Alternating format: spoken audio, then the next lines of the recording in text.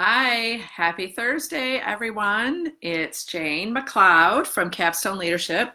I hope you're joining me on your lunch break today. I know a couple of you have because you've already texted me to say, hey, get going, sister. Get going.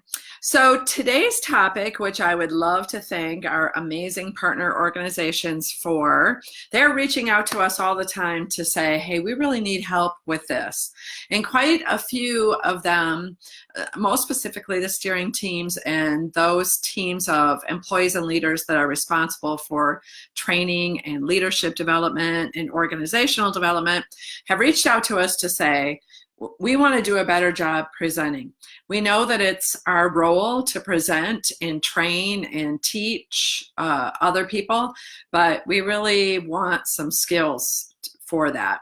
So we're going to really go over just a little bit today, but as per request of our partner organizations, I'm doing a live webinar next Friday, July 19th at 10:30 Eastern Time.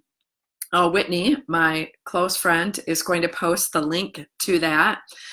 So mark your calendar, July 19th, 10:30, a webinar on really making yourself heard, presenting yourself in such a way, and either written on the telephone or publicly, public speaking, that can really get your message out there and get yourself heard.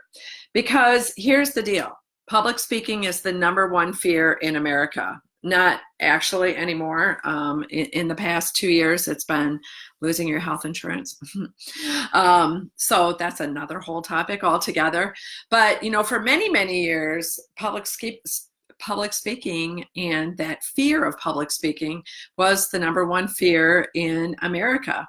But yet you as a leader speak publicly all the time, right? You have to talk at staff meetings.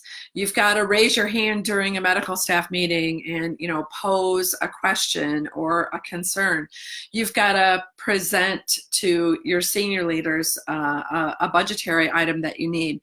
Like, you're publicly speaking all the time, and you really deserve to do it in a manner that makes you be heard and gives you the impact that you need to get your message across in the way that it was intended to be.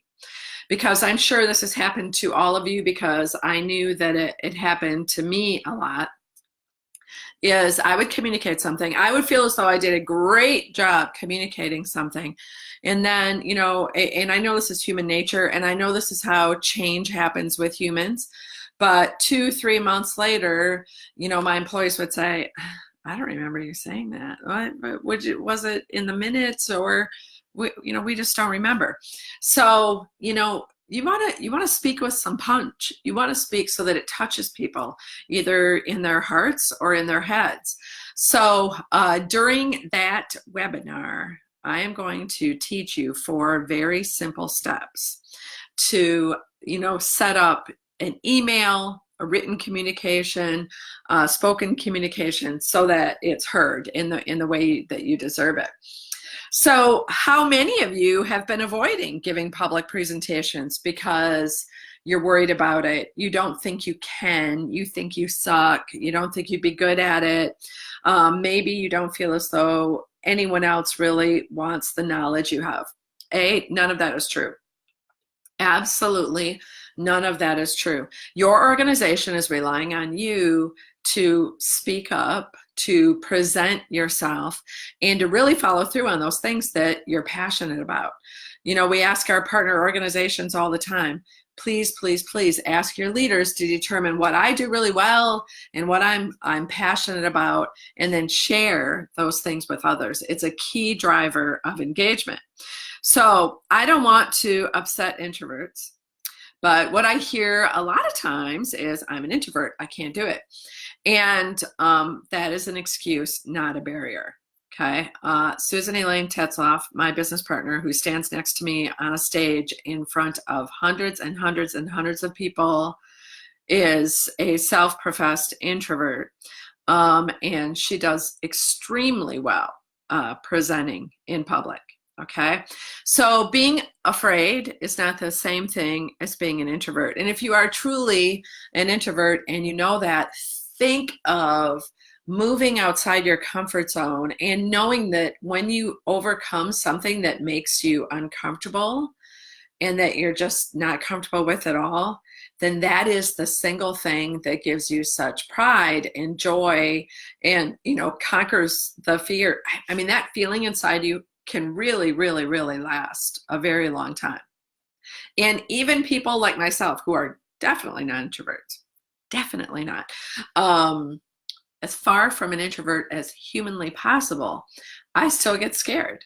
I still, before, partners, people who know me very well, who've heard me speak, 20, 30, 40 times, will say, what are you doing? Like, I'll be pacing, I'll be highlighting a document that's already been clearly highlighted, right? I get stopped in airports all the time because of my obsession with highlighters, because I have to see things in color in front of me, or I freak out in a public speaking situation. All of us have those cute little ditties that we go through. Don't let them stop you. Don't let anyone stop you. So don't avoid it. Sometimes you have to take care of your own engagement. Nobody can make you an engaged leader, an engaged employee. And if following through on your personal passions to make, to do something that moves way out of your comfort zone and sharing those personal passions with others, don't let anybody stop you, but do it well. So 3 great tips today. Of course, the webinar will explain, the why behind setting up a presentation really well and how you do it in 4 easy steps. But I just want to give you 3 tips today that will help you make your next presentation your best. And the first one is to do it more often, to be that person who volunteers to say, yes, I can research that topic, even if you don't know anything about it. I will research that topic.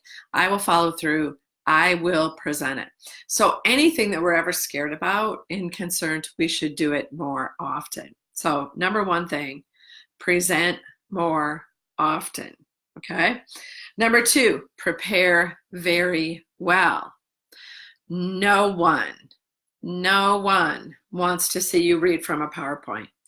And Sue and I have both been professionally trained, once 8 years ago by the authors of the book, There's No Such Thing as Public Speaking, who taught us that each conversation that you have when you publicly speak or present anything, any idea at all, is just a conversation.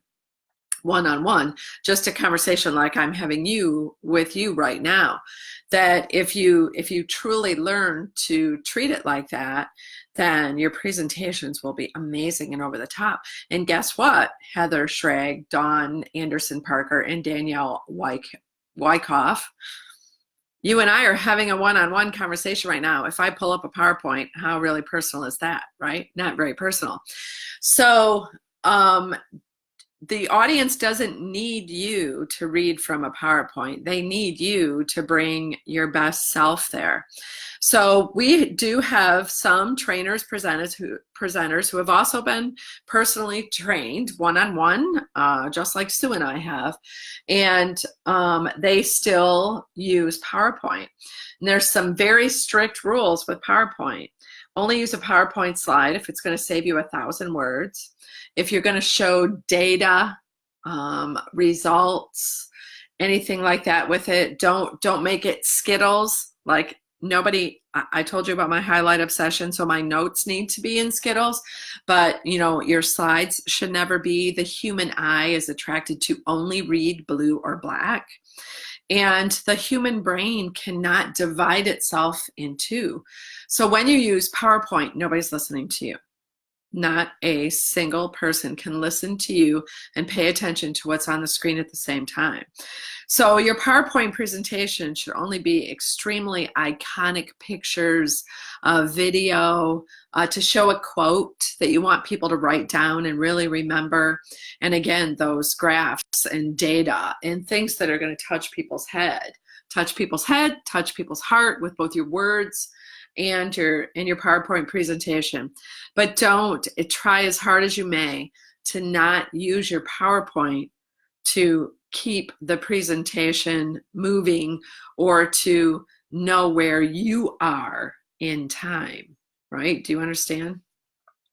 And if you are going to do that, if you feel you must have a PowerPoint presentation in back of you, or you simply cannot make this presentation happen, then what you need to do is practice, practice, practice, so that you can just flip through the screens and there's no turning to the screen and reading, because that is a giant turnoff. The other thing that will for sure happen 100% of the time is you will have a technology glitch. Count on it. Technology is a bad boyfriend, lets you down every time. Okay. And so there'll be a technology glitch, and that will make you freak out, especially if you're uncomfortable presenting in front of anyone. So guess what? Like, you don't want to rely on technology. Again, the bad boyfriend who's a no-show. Okay. So, if you're going to present to your board, a great idea or something that you need money for, you're going to present to the medical staff, something that you need a yes vote on, right? And you're passionate about this and you're explaining your why and you are on this, then be that person. Don't have a screen in back of you and don't use PowerPoint. That is Sue and I's big fat soapbox. We learned that in our speakers training. And when people say to us, wow, you two really differentiate yourself from other speakers when we speak at conferences, that's why we don't use PowerPoint. Okay, so lesson number 2. Lesson number 1 was practice, practice, practice. Do volunteer to speak more often. Lesson number 2, prepare very well and don't rely on technology. It's a bad boyfriend. The third one, and I see leaders in your positions a lot doing this. The third thing is to never apologize for your talk. There's something that I'm going to talk about in the webinar that's called your persona. But in developing your persona, and this is something that will help you in life, as well as with public speaking, with your writing, with any sort of presentation that you're going to make, is developing a persona. But right away, the audience, every audience will give you a mantle of authority. And consider the mantle of authority this like cape that you're wearing when you're speaking to anyone. And it's how you present yourself, okay? So they right away give you the mantle of authority. You're the person speaking, right? And they're like, everyone inside is thinking, dude, she's up there. I'm not. I'm sitting here in easy life, sipping my latte, right? So they're giving you this mantle of authority. And when you apologize and say, I'm not really very prepared, I hope my technology works. I don't know a lot about this, but I was asked at the last minute to present, and I said yes, like a dumb fool. I don't present as well as Sue and Jane, so bear with me. Or my topic is really boring, so bear with me. OMG, people! Never, never, never, never, never apologize. Your presentation is a gift. It's a present. Your presentation is a present. People want your gift. Give it to them as if you are bequeathing them a wonderful gift, okay? Never apologize. So you want to make your next presentation your very best, watch my webinar next Friday. My girl Whitney sent you the Zoom link. That'll be, you can access that afterwards as well if you can't make 10:30 next Friday morning. But the big deal is we want you to open up every presentation with some punch, boom, with some boom, to make you unforgettable in both writing and in person, and to make you feel the confidence with your leadership that we know you can.